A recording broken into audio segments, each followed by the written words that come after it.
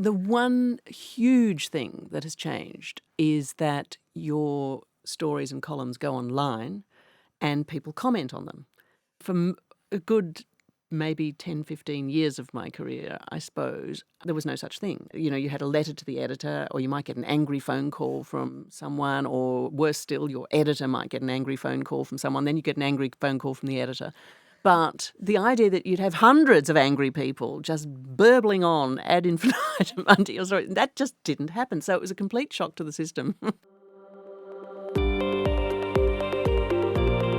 This is The Talent Show, a new podcast series from FT Talent, a hub of innovation from the Financial Times. It's hosted by under 30s for the under 30s around the world.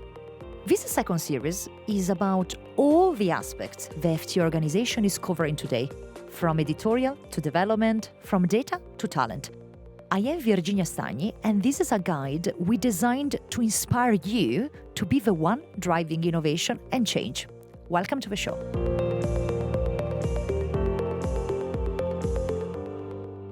Today I'm joined by the FT business columnist Pilita Clark. How are you, Pilita, today? I'm very well, very pleased to be here, very honoured to be here, actually, Virginia. We are honoured to have you.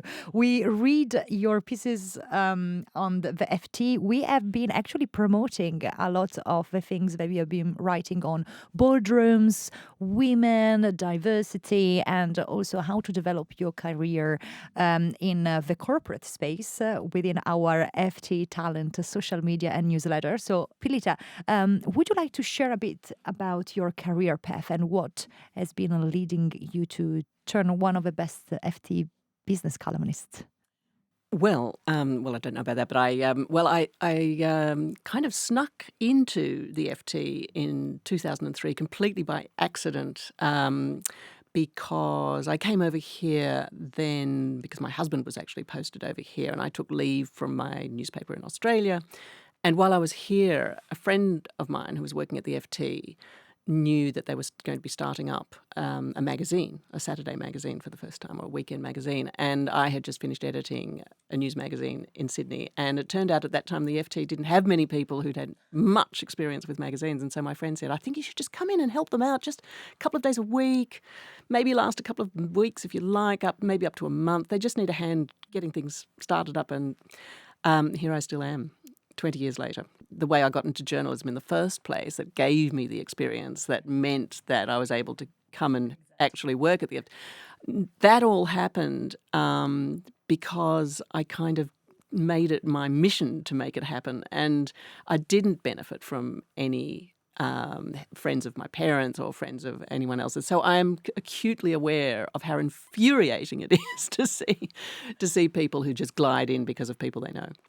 But I think it's really interesting what you said. You made your mission to be a journalist. Can you tell us a bit more about that? I did always want to be a journalist. I cannot actually really tell you honestly why that was. I just knew that I grew up in a really small, quiet, dull place in Australia. It was in the state of Victoria.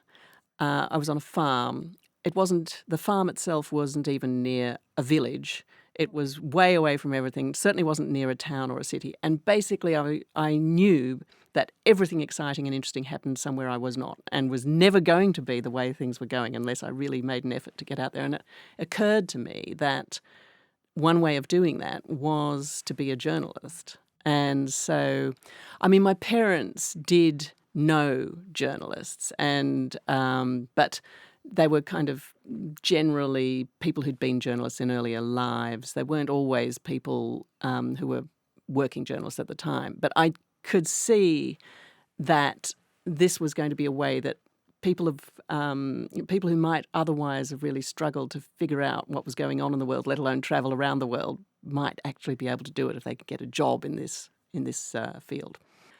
Even though I knew that I wanted to be a journalist, I also knew that I wanted to have some experience of life, and so I thought I would take a gap year between the end of high school and university. So I applied to several universities, got into a couple, including one that had just started offering journalism studies. And then I went off travelling, and one gap year turned into 2 gap years, which turned into 3 gap years, which was just ridiculous, but I was having a great time doing lots of things. So in the end, I finally got around to university. I wouldn't necessarily recommend this to people listening, although, it wasn't a problem then. I think I would feel a lot more pressure if I were the same age now. But eventually I ended up at university, did an English degree, but there were a lot of journalism units in it, and part of the way that it operated was there were a lot of working journalists who were lecturers and tutors, and they had contacts in newspapers, and so they basically helped you to get work experience at least in these papers. So, can you just describe what does it mean to be a business columnist for the FT, and especially how does your day look like? So my day sometimes can look incredibly interesting. I can be sitting around one of the meeting rooms that we have here in Bracken House with the chief executive of a really big, well-known company. They can be talking on the record or off the record, and we have the privilege of asking them all sorts of any sort of question that we want. Alternatively, I can be sitting in my yoga pants in front of my laptop for hours and hours on end, racing to try to finish a column and struggling and getting distracted by everything from making 15 cups of coffee to anything else that makes the typing flow faster. But it's pretty variable. And what you find most exciting about it? I mean, the most exciting thing about it is that, just as I hoped when I was 12, you actually can get out and be paid to meet extraordinary people, see amazing things, and visit extraordinary places if you're super lucky, and basically satisfy your curiosity about how the world works. And if there is one thing that is quite extraordinary about you, is that you have been winning for 3 years in a row the Environmentalist Journalist Award of the Year. How did you turn from exploring the world, entering in the business dynamics, and then now in this environment world? How did you basically, I believe, pivot a bit your interest and your style to go into this direction? Yeah, I mean, I actually I was always interested in environmental problems and solutions and how to overcome them, but it always struck me that it would be fascinating to cover that if you worked on a business newspaper, because companies, corporations were the ones that were really going to be forced to change quite dramatically by the need to, for example, cut greenhouse gas emissions, or indeed any kind of government regulation to do with climate change was going to have a big impact on a lot of companies, not just the oil and gas companies, but actually all of them. So it always struck me that it was going to be a really interesting business story, and indeed it's proved to be that. And, the great thing about the FT is that we are given room to write sometimes thousands of words about it, which is handy when you're entering journalism competitions, to be honest. But, we're lucky because we're given the time and we're given the resources to be able to go and to report on stories that I know a lot of people in the media don't have those advantages. So I'm always very aware of that. And I think really this intersection between business sustainability and climate change is really at the forefront of what is necessary to be talking about and discussing, and really building a dialogue between generations. And so, what has been the most exciting story that you have been writing about this that you would like to mention? So I think one of the most exciting stories for me to report on was probably this amazing opportunity that I got to go and spend nearly 2 weeks in Antarctica on this British Antarctic scientific base, which was just unbelievable. One story I did when I was a journalist on the Sydney Morning Herald in Australia. I still remember it was incredibly exciting to do because it was about political donations to parties, and I discovered that one of the main political parties there was taking money from really dubious people, including someone who was a convicted murderer, and was in jail when I tracked him down and interviewed him. And it's actually the excitement that you have and the terror actually when you're about to publish a story like that and you have no idea what effect it's going to be like. Even though it's been lawyered, even though it's been edited by colleagues, you always are just slightly nervous about what the impact's going to be. So that was quite exciting. The life of a journalist, if it takes it like as a whole and as a mission, can turn in a fantastic life adventure. And I think that's what's so exciting to be working for a media group.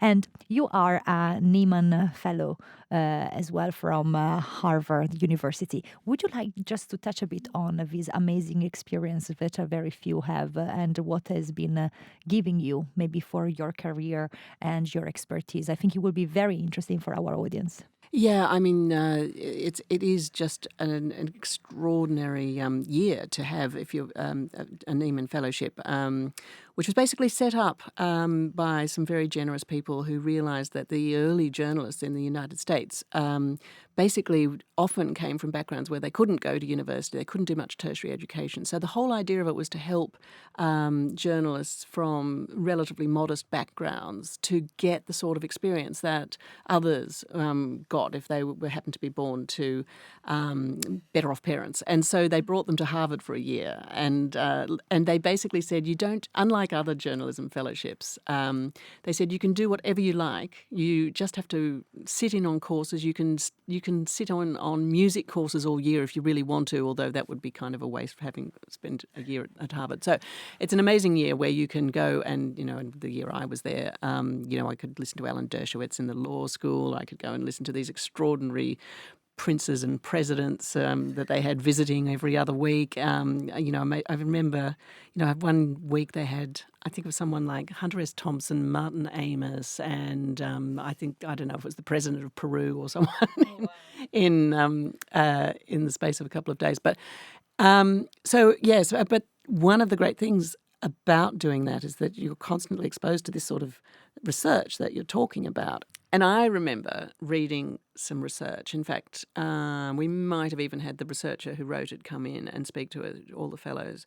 So this researcher came in and they had asked people in various professions how they felt about their industry. And those who felt incredibly enthusiastic and just loved the idea of coming into work each day were in biotech. They were in this incredibly important, innovative area, but it was super rich. They had money just pouring into it. And amongst those who felt the most depressed and unhappy about coming into work each day because they weren't even sure if there was going to be any work to come to were journalists because, economically, financially, the industry was really in pain. And unfortunately, it still is in many parts of the world.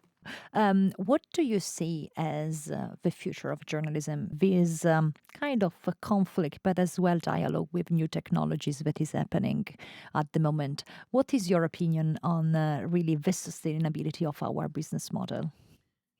Well, it's interesting. Back then, newspapers were pretty cheap, relatively speaking, and but there was no such thing as a free newspaper, and newspapers were by and large supported by advertising revenue.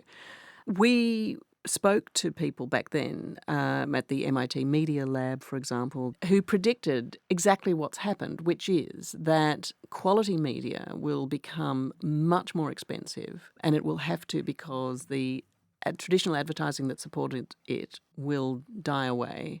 It'll be a lot easier to produce digitally, but you'll have to charge for it, and there'll be a whole range of different charging models. But what will happen ultimately is that the organisations that are able to do important, meaningful, quality journalism will be charging a lot more than they currently do for that. And that, alas, in many ways, is exactly what's happened. I mean, if you want to take out a subscription to the Financial Times, the Wall Street Journal, Bloomberg, even the New York Times compared to what it was, you don't do that for nothing. These publications cost money. I mean, I would say it's still an incredible bargain. You really get an extraordinary amount of information for relatively little money. But nonetheless, this is the way that the industry has gone. And so that's something that's, I think was inevitable. I'm not necessarily saying that, there's some pluses and minuses from the way that's worked out. I think in many ways we're doing more extraordinary journalism than we were doing earlier. But in some ways, inevitably, I think particularly with local journalism, it's dying out. There are newspaper and news deserts across countries as rich as the United States, and increasingly in other ones as well. And that's a real problem, I think. And do you think this is like a sociological problem from a democratic standpoint in terms of like the richness of dialogue and informations that local people are given? So you think that the general like national titles and newspapers are not enough for the local communities? Yeah, I mean, I think it's a huge problem because, of course, national papers do a terrific job of covering a huge amount of what's happening in the world, but really they can't possibly cover local authorities, local government stories, and that's where a lot of decisions are made that really affect people's lives. And the even in a country like the UK where local authorities have a huge amount of power compared with other countries, and they can be running, they run things that are incredibly important to people's lives, everything from schools, aged care, all of these areas that really matter. And we're seeing now in the UK, for example, what happens, particularly after the pandemic, what happens when these services don't exist in the way that they should. So, yeah, I think it's really, really important. When we're talking about green tech innovations, and you're an expert in this, like how do you stay on top of all these innovations and disruptions that are happening in the market?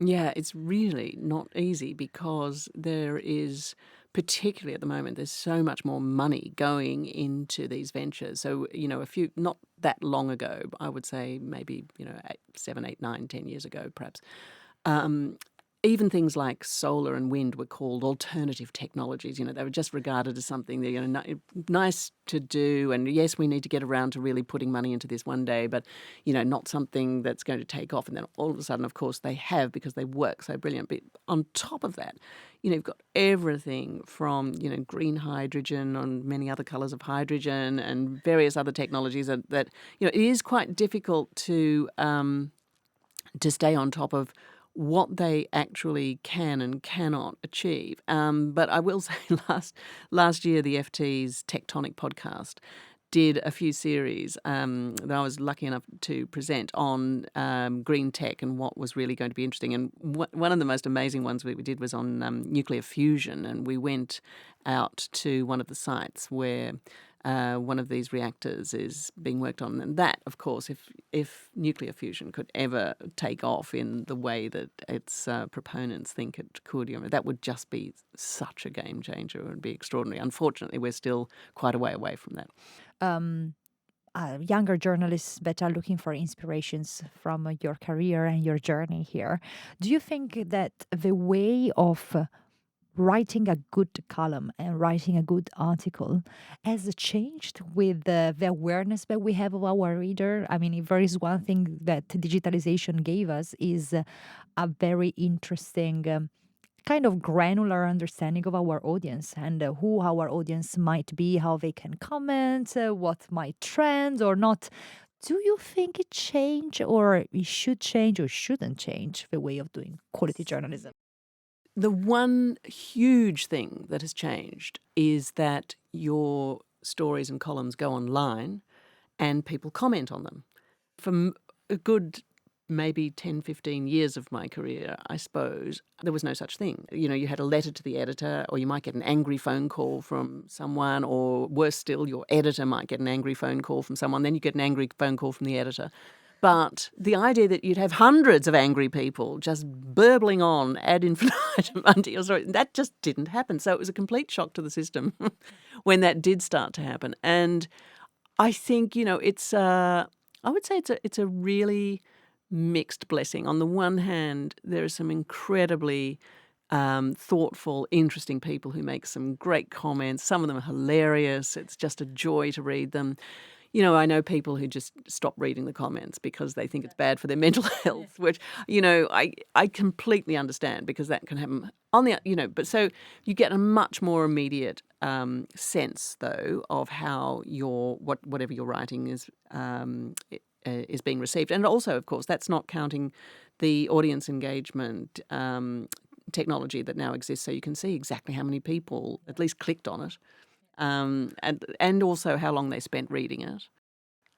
I think basically it's probably on balance a good thing, although I think that it has to be used really carefully and intelligently, and it's just all clicks are not equal, and also you can be if we simply at the FT decided to write about stories that involved, Goldman Sachs and sex and maybe a bit of Donald Trump and more sex and some Boris Johnson sex. And if we did that, our numbers would go through the roof, but our readership would not appreciate it at all because, that's not why they buy us. That's not why they're interested. How do you approach the kind of like bad comments or like some not nice storms that sometimes some stories can generate?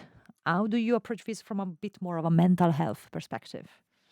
It's a totally two-way thing. Sometimes the comments are just so great and you really want to go in and engage with people. But I think probably it sort of just depends on how I'm feeling on the day. And it also depends on the topic.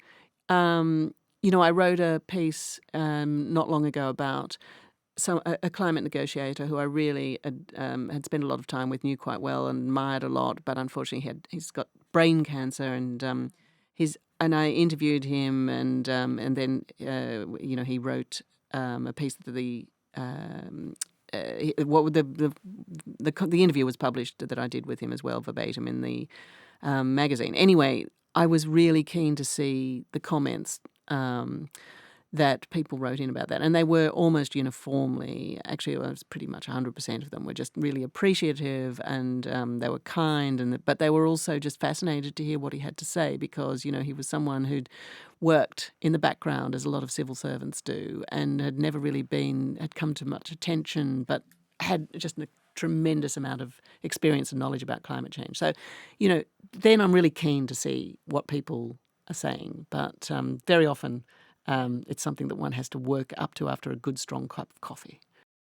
I read a lot from you in the work and careers section. How did it happen? Why this focus as well on work and careers and the development of a world of work, besides, of course, environment and business? Yeah. So, basically what happened was I was, for a long time, the full-time environment correspondent for the FT. And then one day, Lionel Barber, who was then the editor, came and said, I think what I'd like you to do now is this column. And I thought, oh, God, I love doing the environment. But actually, it would be quite fun to do a column as well. And so that's basically what had happened. And that column was always supposed to be about corporate life. And so it went in what is now called the work and careers section. Which is a section we love because we talk a lot about the world of work, the future of work. So, Pilita, now there is a different part of this podcast compared to other things that we do at FT. We get the two young people to join us and ask you directly some questions. Welcome, Sophia and Tom. So lovely to see you. Thank you for being with us today. Sophia, tell us about you and ask your question to Pilita. Hi, so my name is Sofia Spasenoska, and I recently graduated from King's College with a master's in emerging economies and international development.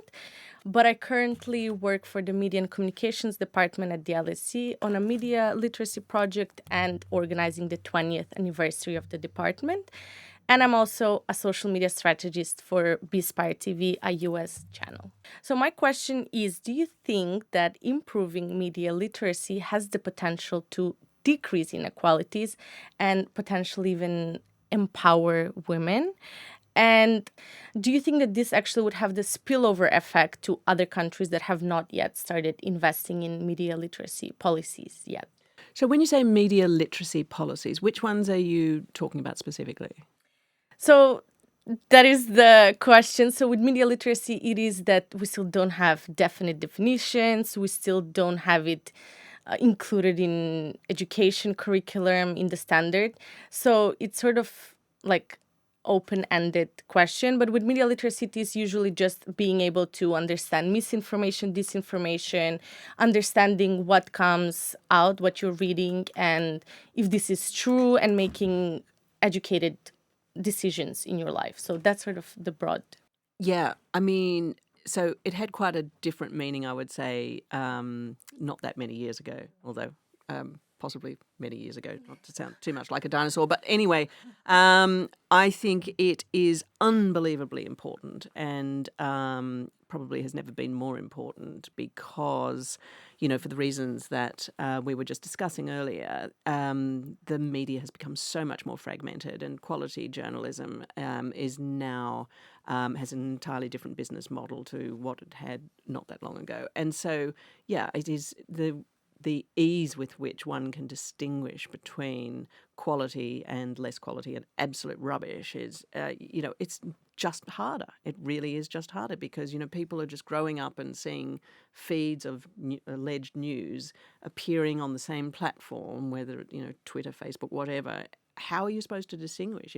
How are you supposed to understand? So it's, I think it's incredibly important. And when it comes to reducing inequalities, probably there are areas where it probably does. I mean, I can't think of particular instances where it would improve equality, but one might be able to argue that there is a case for it. But really, just getting rid of the tremendous amount of quite damaging disinformation is a great task for democracy today. So the more media literacy, the better, I would say. So can I just ask one more question to this? So then would you think that this is the role in of education, of government, or is it sort of to the people themselves to take it upon themselves and educate themselves? So because these platforms exist, then how can they decide what's misinformation, disinformation? Is it just, opposing views, especially with Twitter, right? It's really difficult from their side as well to decide this. So according to you, who has to take upon this responsibility? I mean, I think we've just seen wave after wave of technology come at us, and we've adopted it because it exists. And then we've turned around some years later and said, gosh, we better do a bit about regulating this because it's really not working in the way that we wanted it to. And it's interesting now, I think, to see the way that people are thinking about artificial intelligence is they realise that approach had meant that there were great flaws, there were great risks, there were great problems that we didn't really think about. So where people are already saying, well, we don't want to repeat what happened with social media with artificial intelligence. So I think, that lesson has been learned that it requires action by individuals, by schools, by governments to really address this. It's not something that anybody or any one institution is going to be able to solve alone. Yeah, thank you so much. Thank you. Tom, over to you.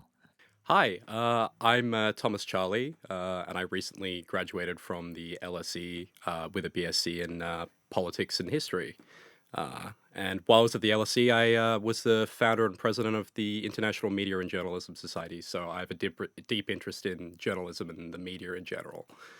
And I just wanted to ask you, relating back to AI, actually, and the topic of misinformation. We hear a lot today about how artificial intelligence is going to contribute to misinformation, such as through the production of false images or articles or even voice recordings. And I wanted to ask if do you think AI can be used to prevent the production of misinformation, and if so, whether it should be used in that way. See, this is the problem with AI.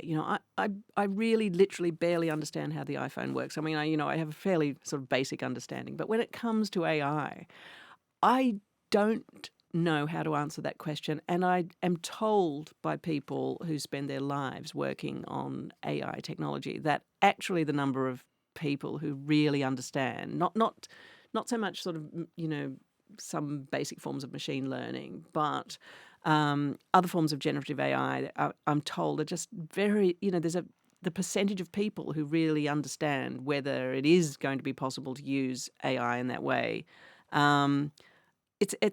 it's quite small. I mean, I think you see that play out whenever you see these congressional hearings when you get AI leaders in front of politicians, and it's invariably, it's not really, I wouldn't say it's a dialogue of the deaf always, but, you do get people sort of talking past one another constantly, which is it's a function of the technology, but I think it is quite a problem. And I'm sure we'll come over it, and I'd like to think that AI could be used for that, and indeed many, many, many other things, including climate change itself. It should and could potentially be able to do tremendous good for the world, but I just don't know if it's going to be able to work out like that, which is why we're in the state we're in when it comes to thinking about its future at the moment.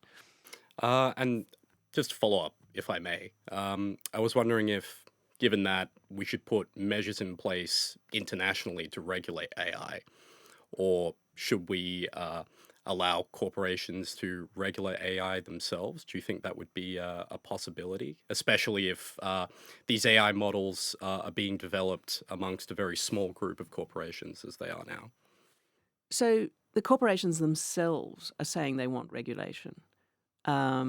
And cynics are saying, well, that's because they want their sort of regulation, and maybe there's some truth in that. But I think that actually there are a lot of people who genuinely understand that it shouldn't just be up to private corporations to develop this technology, given its potentially far-reaching effects. So, I feel very strongly that we can't possibly allow that to happen. And indeed we won't, I think. And we will inevitably end up with a form of international regulation, or at least, management of this technology. I think that that's absolutely inevitable. And in fact, we'll probably see it happening much faster than people imagined.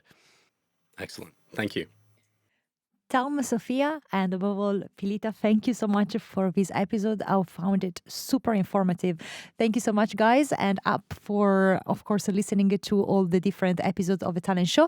And of course, check all the other Financial Times podcasts wherever you get your audio products. Thank you so much. If you're a listener of a talent show, I bet you're quite interested in the world of work and in understanding trends that are shaking up workplaces worldwide today. I recommend you to check out Working It, the FT's workplace podcast and newsletter.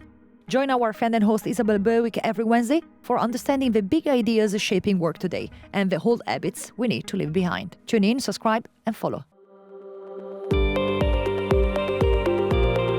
This has been The Talent Show, which is produced by the FT Talent team, Aya Al-Shihabi, and me, Virginia Stagni. Our podcast producer, editor, and sound engineer is Arturo Ochoa, and our social media producer is Letizia Clementi. Our music is by Dennis Kishuk. Check out all of the Talent Show episodes at fttalent.ft.com, subscribe wherever you get your podcast, and follow FT Talent on socials for updates. Until next time, and keep listening.